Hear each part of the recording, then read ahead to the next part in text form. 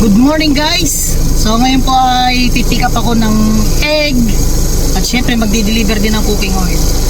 So i-update ko lang po kayo ha. Ngayon po ay nagtataasan na ulit ang ating mga produkto. Lahat ng sinusupply natin. Siguro apektado tayo ng nangyayari sa ibang bansa, no? Dahil nagtaas po ang diesel, nagtaasan din ang mga produksyon na ating mga kinukuha. Parang ating produkto na dinideliver sa ating mga customer. So ngayon po ay Friday, pipick up tayo ng egg.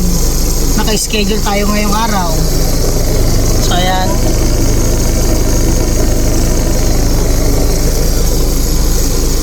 Update ko na lang po kayo mamaya. So ayos na po ako. Yan guys, papakita ko na sa inyo ang ating pa-order ng egg at yung cooking oil pala na-deliver ko na. So ito na po ang ating egg ngayon. Hindi man po balik sa 250, at least naka 95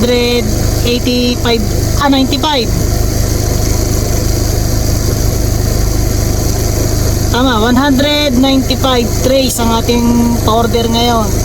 So diretso deliver po yun sa customer. Yung iba po nandun sa likuran.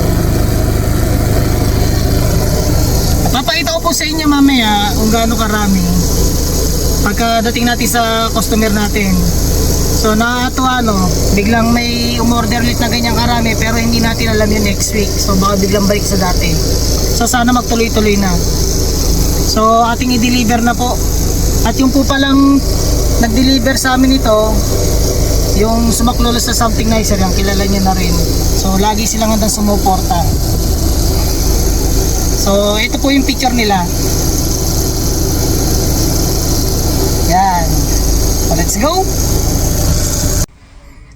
Yan guys, bababa na natin yung egg dito sa isang customer, no. Ito yung pinakamarami kumuha. Yan. Pag naibaba ko po yung kanilang 93, so yung ibang matitira Saturday, bukas po ang deliver niyan. So sana magtuloy-tuloy yung ating negosyo, or magtuloy-tuloy na sana tong dami ulit ng ating produkto na isinusupply sa mga kliyente natin, no. So yan guys, yan ang ating produkto.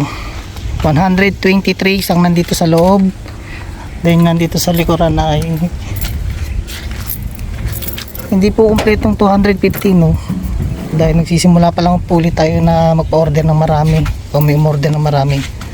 So dito po ay 65, so 185 lang po lahat, 95.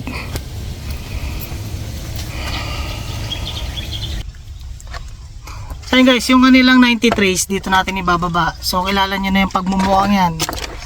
2 taon na tayo nagsusupply sa kanila, 2 taon nyo na rin nakikita yung pagmumukha niya, no? So at ibababa na po yung kanilang produkto. So maraming salamat at unti-unting nabalik yung ating produkto, pero next week sana ganun pa rin. Kasi ngayong Friday, ganito yung quantity, hindi natin alam yung susunod na linggo. Pero sana ganun pa rin at madagdagan ulit, no? So maraming salamat po. Peace out.